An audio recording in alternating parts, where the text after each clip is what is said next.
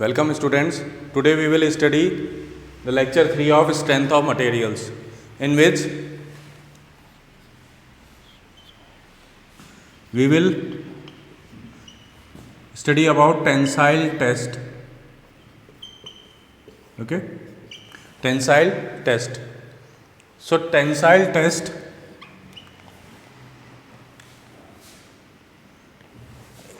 is done on a specimen.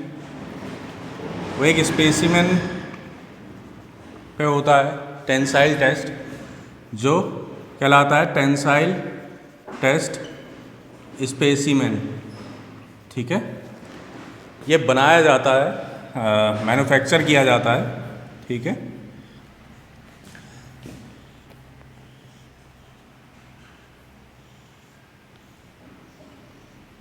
कुछ rough सा diagram है।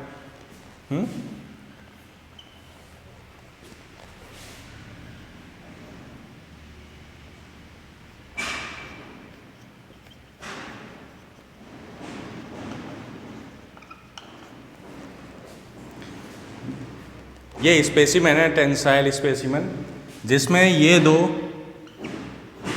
जो ये गेज पॉइंट कहलाते हैं, इन दोनों गेज पॉइंट पे हम एक्सटेंसोमीटर को अटैच करते हैं। ये एक्सटेंसोमीटर ये बताता है कि कितना इलॉन्गेशन हुआ है, इलॉन्गेशन।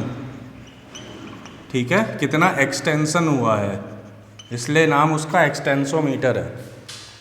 इस स्पेसिमेन का डाया जो है 12.8 mm होता है। ठीक है, और ये गेज के बीच की लेंथ मान लो L जो है वो 50.8 mm होती है। ठीक है, ये टेस्ट टेंसाइल टेस्ट हम एक UTM machine, universal testing machine में हम इस टेस्ट को परफॉर्म करते हैं। ठीक है, यूनिवर्सल टेस्टिंग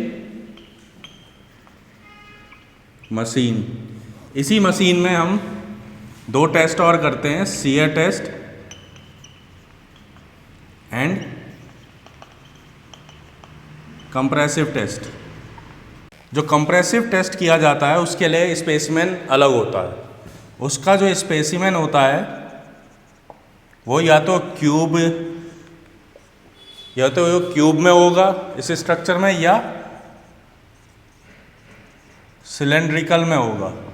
ठीक है, अगर क्यूब में होगा तो हर एक साइड जो है उसकी 50 mm की होगी, और अगर सिलेंड्रिकल होगी, ठीक है, तो उसमें डाया जो है 25 mm होगा, और उसकी लेंथ जो है 25 से 300 mm तक हो सकती है।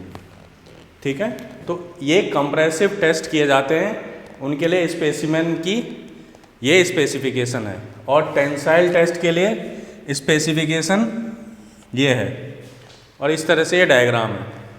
ठीक है, तो टेंसाइल टेस्ट में कुछ जो है डेफिनेशन होती हैं, कुछ टर्म होते हैं जिनके बारे में पता होना चाहिए, वो देख लेते हैं। सो टेंसाइल टेस्ट में जो डेफिनेशंस होती हैं, जो टर्म्स होते हैं, उनको देख लेते हैं। पहले तो नॉमिनल स्ट्रेस। ये नॉमिनल का मतलब जो है, जैसे कोई भी स्ट्रेस होता है उसमें फोर्स अपॉन एरिया होता है, तो ये एरिया जो है जब भी टेंसाइल टेस्ट होगा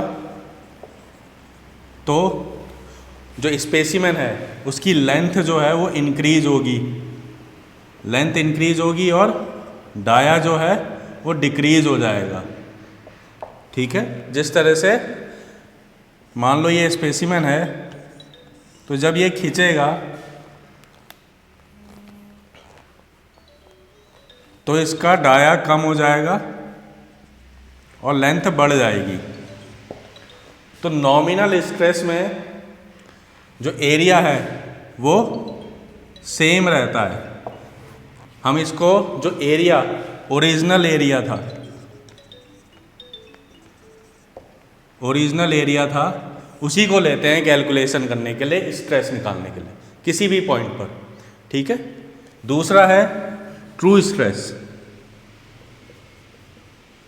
ट्रू स्ट्रेस में क्या होता है, जो ये एरिया है एरिया, ये एक्चुअल एरिया होता है कि जिस वक्त हम स्ट्रेस निकाल रहे हैं तो उस समय इस स्पेसिमेन का एरिया कितना है। तो पहले वाले में तो इसका एरिया तो A0 हो जाएगा, जो शुरुआत में ओरिजिनल एरिया। मान लो टेस्टिंग के दौरान ये स्पेसिमेन खींचा और इसकी लेंथ बढ़ गई और इसका डाया जो है वो कम हो गया, तो उस पॉइंट पे भी अगर हम निकालेंगे नॉमिनल स्ट्रेस तो एरिया सिर्फ यही वाला लेंगे। लेकिन अगर ट्रू स्ट्रेस निकालेंगे तो ये जो फाइनल एरिया आया है बाद में, ये फाइनल एरिया, ये है एक्चुअल एरिया, जिसे एक्चुअल एरिया भी कहते हैं। यही एरिया हम ट्रू स्ट्रेस निकालने के लिए यूज़ करेंगे, ठीक है। तो ये ट्रू स्ट्रेस और नॉमिनल स्ट्रेस में डिफरेंस होता है। तो ट्रू स्ट्रेस और नॉमिनल स्ट्रेस में जो स्ट्रेस स्ट्रेन डायग्राम बनाया जाता है उसमें डिफरेंस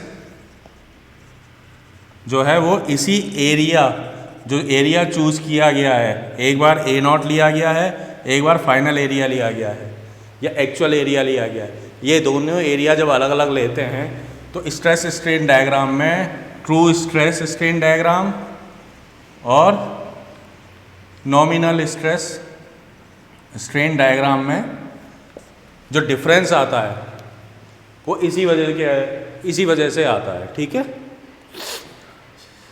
तो ये हो गया नॉमिनल स्ट्रेस और ट्रू स्ट्रेस। इसी तरह नॉमिनल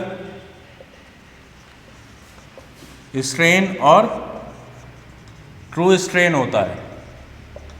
तो नॉमिनल स्ट्रेन में जो ओरिजिनल लेंथ होती है स्पेसिमेन की शुरुआत में, वही हम लेंथ लेते हैं नॉमिनल स्ट्रेन निकालने के लिए। लेकिन ट्रू स्ट्रेन निकालने के लिए जो एक्चुअल लेंथ होती है किसी भी समय, जिस समय हम स्ट्रेन निकाल रहे हैं, तो उस समय एक्चुअल लेंथ क्या है उसको हम बेस मानते हैं। जैसे डेल एल ट्रू स्ट्रेन के लिए जो है del L upon L A निकालेंगे जो एक्चुअल है अभी इस वक्त। लेकिन नॉमिनल स्ट्रेन के लिए हम del L upon L naught निकालेंगे जो ओरिजिनल लेंथ है, ठीक है। तो ये दोनों में डिफरेंस है। Thank you students. अगर आपको जो आज पढ़ाया गया है जो टॉपिक, उसमें कोई भी क्वेरी हो तो आप नीचे कमेंट बॉक्स में लिख सकते हैं और इस चैनल को प्लीज़ शेयर करें और सब्सक्राइब करें। Thank you.